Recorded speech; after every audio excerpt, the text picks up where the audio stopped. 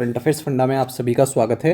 मैं हूं आपके साथ अभिषेक शर्मा और बैंकिंग अवेयरनेस कोर्स का ये फर्स्ट लेक्चर है। इसमें हम रिजर्व बैंक ऑफ इंडिया के बारे में जानकारी प्राप्त करेंगे, इंट्रोडक्शन, कंपोजिशन एंड फंक्शंस। तो चलिए शुरुआत करते हैं इस वीडियो सेशन की। आगे बढ़ने से पहले आप सभी को एक बार दोबारा बता दूं कि ये बैंकिंग अवेयरनेस कोर्स में हम आपको वीडियोस प्रोवाइड करा रहे हैं, पीडीएफ्स प्रोवाइड करा रहे हैं। जितना भी बैंकिंग अवेयरनेस से संबंधित आपका सिलेबस है उस सबको इसमें कवर किया जाएगा। 1 साल की वैलिडिटी के साथ ये कोर्स आता है, ये आप याद रखिएगा। और वीडियो प्लस पीडीएफ दोनों आप प्रोवाइड करा रहे जा रहे हैं। मोड ऑफ इंस्ट्रक्शन इंग्लिश है, यानी कि इंग्लिश प्लस हिंदी दोनों में आप इन लेक्चर्स को समझ सकते हैं। हालांकि जो कंटेंट है, जो आपको पीडीएफ प्रोवाइड किए जा रही हैं, वो केवल इंग्लिश में ही होंगी। पूरा कोर्स आपको जो इस बार का आरआरबी पीओ मेंस एग्ज़ाम होगा उससे पहले ही कवर करा दिया जाएगा, ये आप याद रखिएगा। और एक लिस्टिंग पीडीएफ भी आपको इसमें दी जाएगी, जिसमें जितने भी बैंकिंग संबंधित इंस्टीट्यूशंस हैं उनमें हु इज़ हु वाला जो एक पोर्शन होता है, कौन क्या है, वो सब आपको प्रोवाइड कराया जाएगा।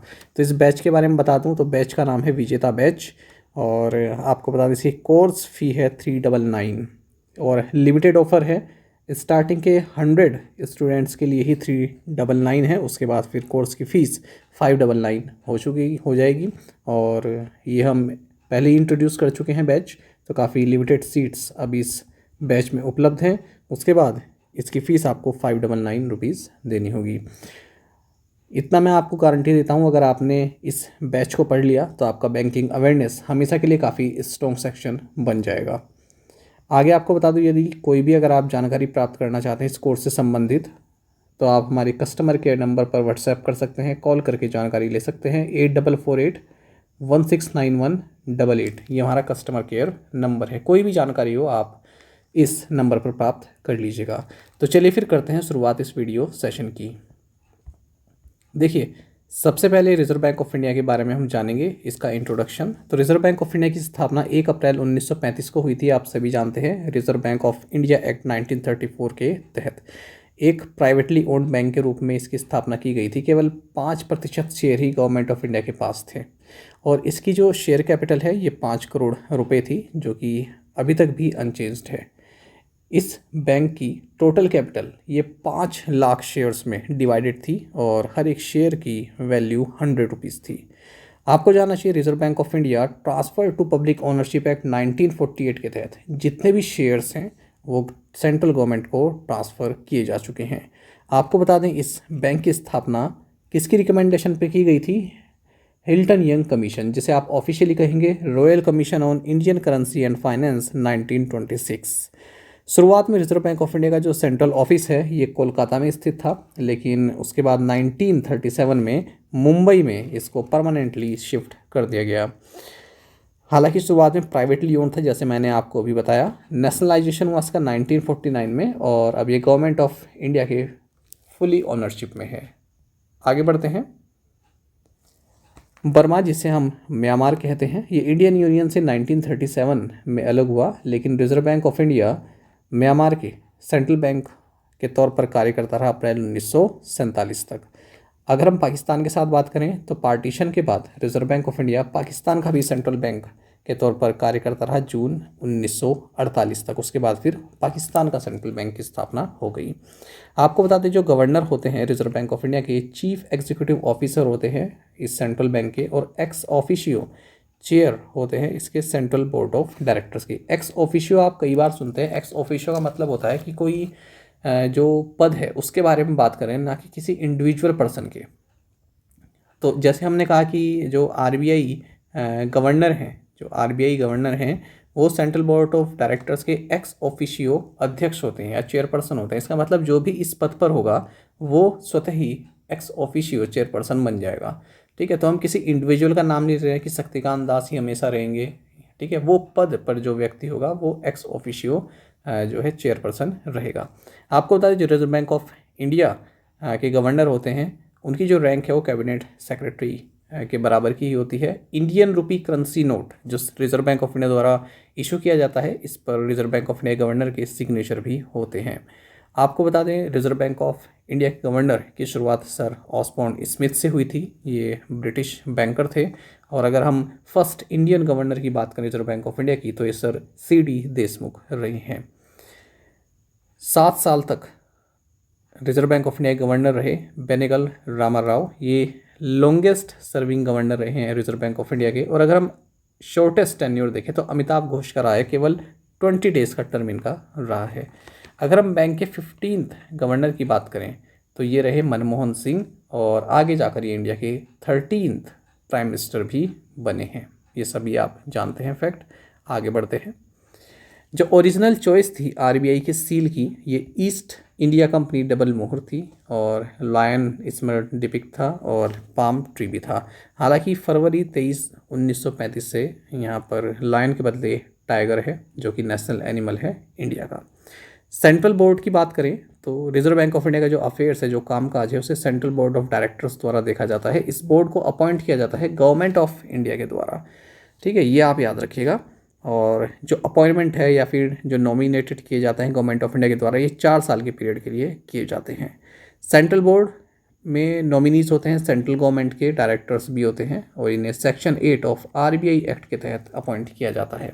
अगर हम बोर्ड कॉन्स्टिट्यूशन की बात करें तो ऑफिशियल डायरेक्टर फुल टाइम कौन कौन है, गवर्नर, और 4 से ज़्यादा डिप्टी गवर्नर नहीं हो सकते। तो ये किस में बताया गया है, आरबीआई एक्ट 81A में, ठीक है। तो ये आप याद रखेंगे इस चीज़ को कि 4 से ज़्यादा डिप्टी गवर्नर नहीं हो सकते। अच्छा, अगर कार्यकाल मैंने बताया आपके कि अपॉइंट किया जाता है, जो सेंट्रल बोर्ड ऑफ डायरेक्टर्स होते हैं उनको 4 साल के पीरियड के लिए अपॉइंट किया जाता है, ठीक है। ये आप आरबीआई की साइट पर देख लीजिएगा, क्योंकि डेटा आरबीआई की साइट से ही मैंने लिया है। पर कई बार आप देखेंगे कि ज़्यादातर अपॉइंटमेंट जो होती हैं Reserve Bank of India governor की या फिर डिप्टी गवर्नर की, वो 3 साल के लिए होती हैं स्टार्टिंग में। उसके बाद फिर उन्हें एक्सटेंशन दे दिया जाता है सरकार के द्वारा, मैक्सिमम 2 ईयर का या फिर 1 ईयर का। जैसे अगर हम फिलहाल बात करें आरबीआई के जो गवर्नर हैं शक्तिकांत दास जी, ठीक है, शक्तिकांत दास जी की अपॉइंटमेंट हुई थी 2018 में 3 साल के लिए। फिर उनको 2021 में 2021 में रीअपॉइंट किया गया, ठीक है, या फिर आप कह सकते हैं कि एक्सटेंशन उनको दिया गया 3 साल का, ठीक है। यानी कि टोटल इनका टेन्योर कितना हो गया, 6 ईयर का हो गया, ये आप मान के चलेंगे। दिसंबर 2024 में इनका रिटायरमेंट है। तो ये आप याद रखें, स्टार्टिंग में 3 ईयर्स के लिए इनको नॉमिनेट या फिर बनाया गया था गवर्नर आरबीआई का, फिर से 3 साल का इन्हें एक्सटेंशन दिया गया है।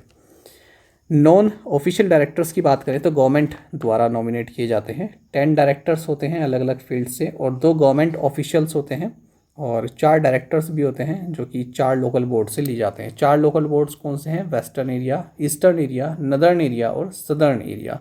हर एक बोर्ड में 5 मेंबर्स होते हैं, सेंट्रल गवर्नमेंट द्वारा अपॉइंटमेंट किए जाते हैं 4 साल के लिए। आगे बढ़ते हैं। Board of financial supervision, BFS, इसको नवंबर 1994 में कॉन्स्टिट्यूट किया गया था। ये एक कमेटी है सेंट्रल बोर्ड ऑफ डायरेक्टर्स की, और आपको बता दें इसका जो मकसद है, जो इसका उद्देश्य है, वो है to strengthen supervision and surveillance over the financial system and providing sharper focus to supervisory policy and skills. तो आप सभी जानते हैं Reserve Bank of India supervision का कार्य करता है, तो उसी के लिए इस बोर्ड फॉर फाइनेंशियल सुपरविज़न की स्थापना की गई थी। आरबीआई के फंक्शंस अगर हम देखें तो पहला है बैंकर टू द गवर्नमेंट। तो बैंकर टू द गवर्नमेंट है, ये गवर्नमेंट का जो है पूरा खाता आरबीआई मैनेज करता है, ठीक है। जितने भी अकाउंट्स हैं आरबीआई द्वारा गवर्नमेंट ऑफ इंडिया के बिहाफ पर मैनेज किए जाते हैं। स्टेट गवर्नमेंट भी जो है इसके साथ अपना बिजनेस करता है, इनका बैंकर होता है ये, ठीक है। बैंकर टू बैंक्स, ये दूसरा फंक्शन है। तो जो भी बैंकिंग अकाउंट्स हैं सभी शेड्यूल बैंक्स के, वो इसके साथ मेंटेन रहते हैं। Lender of the last resort, जब क्राइसिस का समय आ जाए तो शेड्यूल कमर्शियल बैंक आरबीआई से अप्रोच कर सकते हैं फाइनेंशियल असिस्टेंस के लिए। किसके तहत आता है, सेक्शन 18 ऑफ आरबीआई एक्ट, ये सेक्शन महत्वपूर्ण होती है। फिर है custodian of foreign exchange reserve, foreign exchange reserve को जो है अपने पास रखता है, उन्हें मैनेज करता है। जब खरीदना हो तब खरीद लेता है, जब सेल करना हो तब सेल कर लेता है, ठीक है। फॉरेन एक्सचेंज रिजर्व यानी कि आप कह सकते हैं, आप गोल्ड को भी कह सकते हैं इसमें, ठीक है। और स्पेशल ड्राइंग राइट्स आते हैं आईएमएफ के, और एक रिजर्व ट्रांच पोजीशन होती है, ये भी आईएमएफ से संबंधित है, ठीक है। तो इन सभी को आप कह सकते हैं कि ये फॉरेन एक्सचेंज रिजर्व हैं।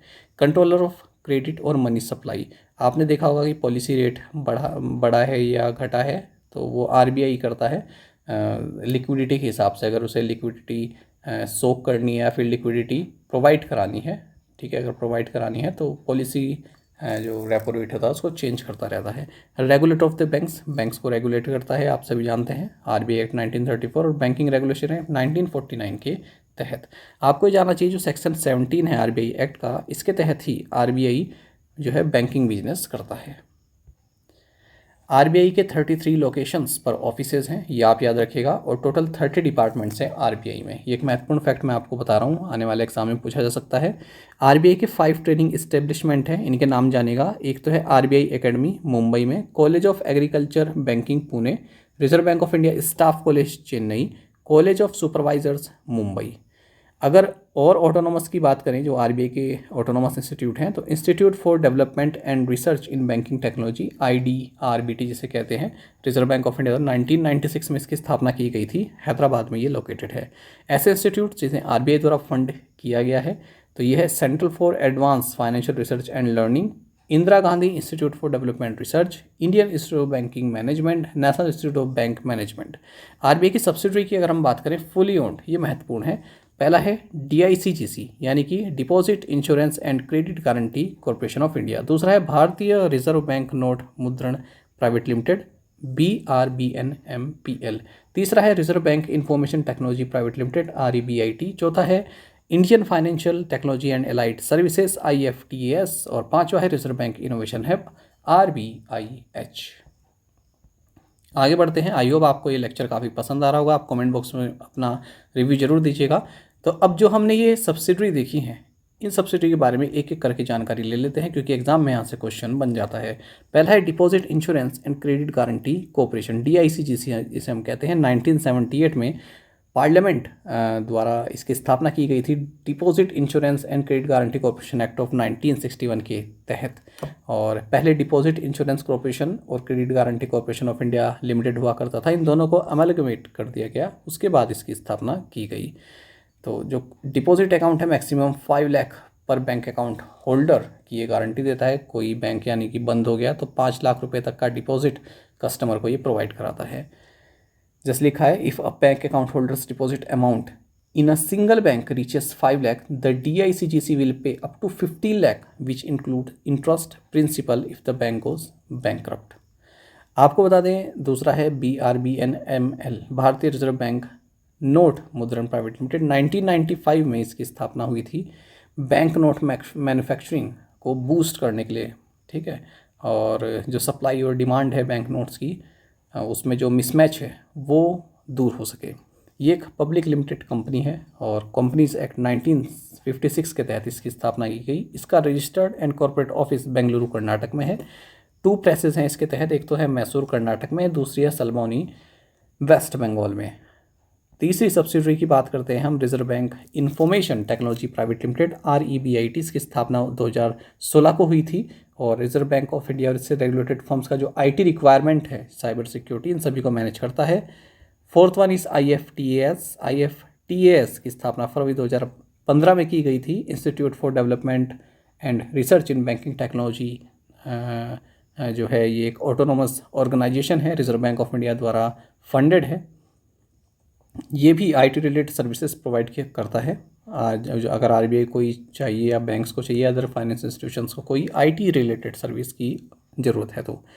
नेक्स्ट है RBIH, तो सेक्शन 8 कंपनी है ये, कंपनीज एक्ट 2013 के तहत। इनिशियल कंट्रीब्यूशन 100 करोड़ रुपीज़ का इसमें था, जो इनिशियल कैपिटल कंट्रीब्यूशन है, और शक्तिकांत दास ने इसको इनोग्रेट किया था बेंगलुरु में, ये आप याद रखिएगा। It was established to encourage and enable an environment that foster innovation in the financial industry। आगे बढ़ते हैं, कुछ और फैक्ट्स देखते हैं। RBI म्यूजियम, ये कोलकाता वेस्ट बंगाल में है।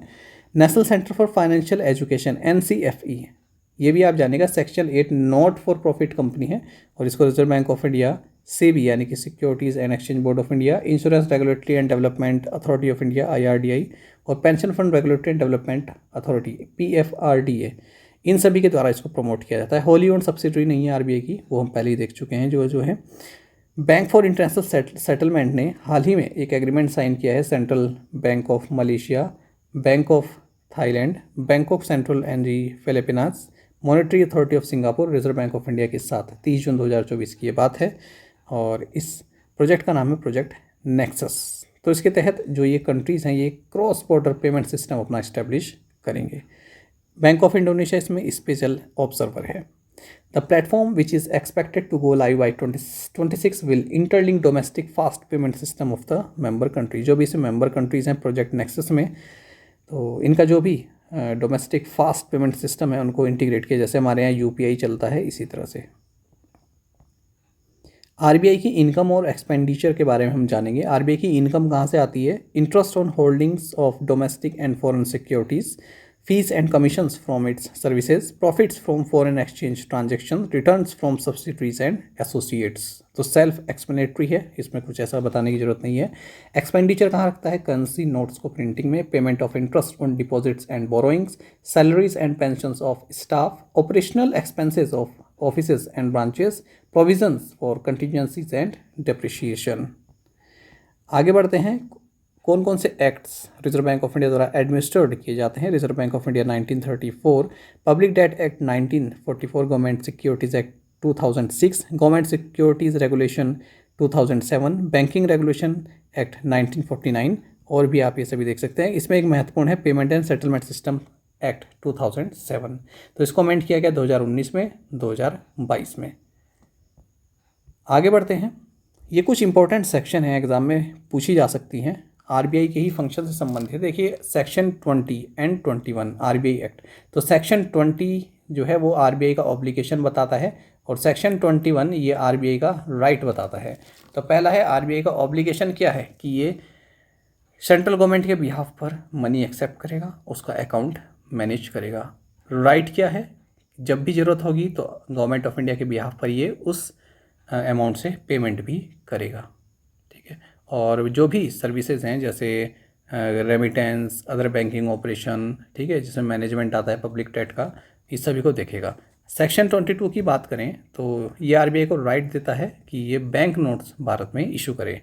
सेक्शन 42 कहता है maintenance of cash reserve bye banks with RBI, जो आरबीआई के साथ बैंक्स अपना कैश रिजर्व मैनेज करते हैं या मेंटेन रखते हैं। सेक्शन 45(1)(a) ये क्या कहता है? ये हर एक नॉन बैंकिंग फाइनेंशियल कंपनी को कहता है कि आपको सर्टिफिकेट रजिस्ट्रेशन प्राप्त करना होगा रिजर्व बैंक ऑफ इंडिया से। आरबीआई को ये भी एम्पावर्ड किया गया है सेक्शन 45(L) में आरबीआई एक्ट के तहत कि कोई भी नॉन बैंकिंग फाइनेंशियल कंपनीज है यानी कि एनबीएफसीज है तो उसकी ये जानकारी ले सकती है कि किस तरह से ये कार्य कर रहा है या फिर इसका जो स्ट्रक्चर है वो मजबूत भी है कि नहीं है। वरना तो फिर आपने देखा है कि एनबीएफसी का लाइसेंस कैंसिल कर दिया जाता है, तो उसका सुपरविजन करता है। RBI has the power to inspect them under section 45(N) of RBI Act 1934। आगे बढ़ते हैं। आरबीआई का प्रेम्बल के बारे में यहाँ पर जानकारी दी गई है, इसको आप देख सकते हैं। आरबीआई के प्रेम्बल में एक काफ़ी महत्वपूर्ण है, ये जो ग्रोथ वाली चीज़ है बाद में अमेंड किया गया था, प्रेम्बल तब ऐड की गई। पहले केवल इतना था कि बैंक नोट इशू करना है, ठीक है, मॉनेटरी स्टेबिलिटी बनी रही भारत में, ये देखना है। और उसके बाद देखा गया कि जब आपने देखा कि जो इन्फ्लेशन टारगेट किया गया तो वो इसी को देखते हुए किया गया था, प्रेम्बल में चेंज किया गया कि ग्रोथ भी आपका होना चाहिए, टारगेट मॉनेटरी पॉलिसी, इसलिए स्थापना की गई थी उसकी, ताकि ग्रोथ भी चलती रहे, इन्फ्लेशन कंट्रोल में रहे। अच्छा, सेंट्रल अकाउंट सेक्शन नागपुर, याद रखिएगा सेंट्रल अकाउंट सेक्शन का है नागपुर में। ये प्रिंसिपल अकाउंट है सेंट्रल गवर्नमेंट का और स्टेट गवर्नमेंट का, ठीक है, central account section Nagpur. Publication RBI की क्या क्या है? Trend and progress of banking in India, ये एनुअली रिलीज करता है। Financial stability report half yearly, monetary policy report half yearly, report on foreign exchange reserves half yearly, bimonthly policy statement आप देखते ही हैं। Industrial outlook survey on manufacturing sector quarterly, consumer confidence survey quarterly और report on financial review. आगे देखें, minimum reserve system के बारे में जानेंगे। देखिए 1957 में आरबीआई ने मिनिमम रिजर्व सिस्टम को अडॉप्ट किया था करेंसी नोट्स इशू करने के लिए। इस सिस्टम के अनुसार मनी को इशू करने के लिए आरबीआई के पास गोल्ड और फॉरेन करेंसी रिजर्व होने चाहिए 200 करोड़ रुपए तक के बैकअप के तौर पर। इसमें से 115 करोड़ रुपए गोल्ड के फॉर्म में होने चाहिए। अच्छा, आगे देखें कि कौन कौन से फैक्टर्स हैं जो आरबीआई की ऑटोनॉमी स्वतंत्रता को हैम्पर करते हैं या फिर रोकते हैं। तो एक है सेक्शन 30 ऑफ आरबीआई एक्ट। इसके तहत क्या है कि गवर्नमेंट आरबीआई का जो सेंट्रल बोर्ड है उसको सुपरसीड कर सकता है, अपने हाथों में ले सकता है। सेक्शन 58 सेंट्रल बोर्ड को एक पावर देता है कि वो रेगुलेशंस बना सकता है, ठीक है, लेकिन उसके लिए उसे पहले सेंट्रल गवर्नमेंट की परमिशन चाहिए होगी। सेक्शन 7(1) ये कहता है कि यूनियन गवर्नमेंट कोई भी डायरेक्शन दे सकता है सेंट्रल बैंक को आरबीआई गवर्नर के साथ कंसल्टेशन से, ताकि पब्लिक इंटरेस्ट के लिए वो फैसला लिया जा सके, ठीक है। तो ये तीन चीज़ें जो है ऑटोनॉमी को थोड़ा बाधित करती हैं। अब देखते हैं आरबीआई का जो सरप्लस है गवर्नमेंट को देती है। देखिए आरबीआई जो मुनाफा कमाती है उसमें से कुछ तो अपने लिए रख लेती है, ठीक है, सेल्फ एक्सपेंसेस के लिए रख लेती है, जैसे ऑफिस का खर्चा हो गया या फिर सैलरी वगैरह हो गया, फिर बैकअप के लिए हो गया, और बाकी जो बचता है उसको सरप्लस जो है वो गवर्नमेंट ऑफ इंडिया को ट्रांसफ़र कर देती है, बाकी की मनी जो बचती है। सरप्लस क्या है? आरबीआई का इनकम और एक्सपेंडिचर का जो डिफरेंस है उसे सरप्लस कहते हैं। तो इनकम ज़्यादा है, एक्सपेंडिचर कम है, तो तभी पैसा बचता है, उसी को सरप्लस बोला जाता है। अगर एक्सपेंडिचर ज़्यादा होता और इनकम कम होता तब तो वो डेफिसिट बनता, ठीक है। RBI transfers the surplus to the government after making provision for reserve and retaining earnings. तो अपनी जो ज़रूरत है उसके बाद जो पैसा बचता है वो आरबीआई सरकार को देता है, पर किसके तहत, किस सेक्शन के तहत? तो section 47 allocation of surplus profit of the reserve Bank of India act 1934 के तहत। ये महत्वपूर्ण सेक्शन है। देखिए मैंने सारी सेक्शन इसमें कवर कराई है जो भी आपके बैंक एग्जाम में पूछा जा सकती है, ठीक है। कोई खाना पूर्ति नहीं की है कोर्स में, बहुत मेहनत से ये कोर्स बनाया हुआ है। तो मैं आपसे बस ये रिक्वेस्ट करूँगा, आप कमेंट बॉक्स में अपना रिव्यू ज़रूर दीजिएगा, कैसा लगा आपको ये पहला लेक्चर। और मैं अप्रिशिएट करता हूँ आप लोग मेरे साथ अब तक इस लेक्चर में बने हुए हैं। वेज एंड मीन्स एडवांसेस के बारे में बात करेंगे, ये फर्स्ट लेक्चर का लास्ट टॉपिक है। देखिए ways and means advances, it is a facility for both the central and state to borrow from RBI. तो आरबीआई से बोरो कर सकते हैं सेंट्रल और स्टेट गवर्नमेंट, ठीक है। कभी कभी क्या होता है, मिसमैच हो जाता है सेंट्रल और स्टेट गवर्नमेंट के पास उनका जो कैश फ्लो है, यानी कि रिसीट और एक्सपेंडिचर। कभी कभी एक्सपेंडिचर ज़्यादा हो जाता है और जो रिसीट है वो कम हो जाती है, प्राप्ति कम हो जाती है और जो खर्चा है वो ज़्यादा हो जाता है। तो इस सेंस में उनके पास कोई सोर्स नहीं बचता फाइनेंस का, तो आरबीआई के पास जाते हैं। सेक्शन 17 सबसेक्शन 5 आरबीआई एक्ट 1934 ये सेंट्रल बैंक को ऑथराइज करता है, अधिकार देता है कि ये सेंट्रल और स्टेट गवर्नमेंट को उधार दे सकता है। हालांकि ये जो पैसा दिया जा रहा है ये 3 महीने के अंदर अंदर वापस आ जाना चाहिए, ठीक है, यानी कि 90 डेज़ के भीतर आ जाना चाहिए। जो इंटरेस्ट रेट लगता है इस पर, अब ऐसे ही नहीं देती आरबीआई, कुछ इंटरेस्ट भी वसूलती है, तो जो रेपो रेट है वही इंटरेस्ट रेट लगता है, ठीक है। अच्छा, अब गवर्नमेंट्स जो हैं एक्स्ट्रा अमाउंट भी ले सकती हैं, जो WM में लिमिट होती है। आरबीआई क्या करता है, एक WM में लिमिट सेट कर देता है कि स्टेट गवर्नमेंट को इतना पैसा हम देंगे और सेंट्रल गवर्नमेंट को इतना पैसा हम इस फाइनेंशियल ईयर में देंगे, ठीक है, या फिर हाफ ईयर में देंगे, ठीक है। जो फर्स्ट 6 मंथ्स होते हैं उसमें देंगे, या हाफ क्वार्टर आप कह सकते हैं, जैसा भी कह सकते हैं, उतना देंगे। तो उससे अगर एक्सेस में चाहिए तब भी ले सकते हैं, लेकिन 2% अबव रेपो रेट उस पर चार्ज लेगा। मान लीजिए जो रेपो रेट है वो 6% है, ठीक है, तो 6% पे तो अभी यहाँ पर दे दिया उसने पहली बार। अगर एक्स्ट्रा पैसा आपने लिया तो 6+2 यानी कि 8% आपको इंटरेस्ट उस पर पे करना होगा, जो सेंट्रल गवर्नमेंट और स्टेट गवर्नमेंट्स हैं उन्हें। तो आई होप आपको ये लेक्चर काफ़ी पसंद आया होगा, और आप हमारी daily current affairs PDF, weekly PDF, monthly PDF और हर महीने के banking and economic awareness PDF चाहते हैं तो करंट अफेयर्स फंडा का ये 1 ईयर कोर्स आप प्राप्त कर सकते हैं, जो कि हमारी ऐप पर ही आपको मिल जाएगा। लिंक आपको वीडियो के डिस्क्रिप्शन में मिल जाएगा। इसमें हम आपको टॉपिक वाइज क्विजेस भी प्रोवाइड करा रहे हैं, काफ़ी सारे क्विजेस हैं, आप देख सकते हैं। तो एक बार अगर आपने हमारे करंट अफेयर्स पढ़ लिए, उनके बाद इन क्विज़ को अटैम्प्ट किया, तो यकीन मानिए आपका जो करंट अफेयर सेक्शन है वो काफ़ी स्ट्रॉन्ग हो जाएगा और आप काफ़ी अच्छा स्कोर कर पाएंगे अपने आने वाले एग्जाम्स में। तो लिंक वीडियो के डिस्क्रिप्शन है। साथ ही आप हमें करंट अफेयर्स फंडा को टेलीग्राम पर जरूर ज्वाइन कर लीजिए। करंट अफेयर्स फंडा नाम से हमारा टेलीग्राम चैनल है। यहाँ पर रेगुलर वीडियो अपडेट्स और करंट क्विज़ हम आपसे के लिए डालते रहते हैं। कोई भी जॉब नोटिफिकेशन आता है वो भी आपको हमारे इस current affairs funda Telegram channel पर मिल जाता है। सेशन कैसा लगा है ज़रूर बताइएगा। Thank you guys.